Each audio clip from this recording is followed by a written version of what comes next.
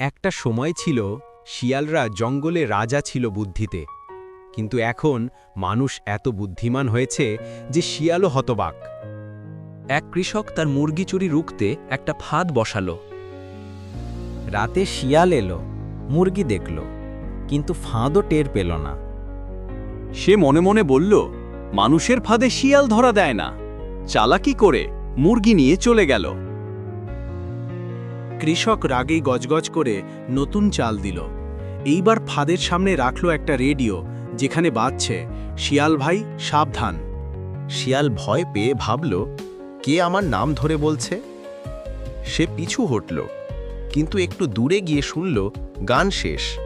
এ radio sponsor করেছে মানুষ। শিয়াল বলল, এই মানুষগুলো তো এখন বনের রাজনীতিতে নেমে পড়েছে। এরপর থেকে শিয়াল রাতে চুরি না করে সকালে কৃষকের সঙ্গে কথা বলে মুরগি চায়, কারণ এখন সে জানে চালাকি নয়, বোঝাপড়া করাই আসল বুদ্ধি।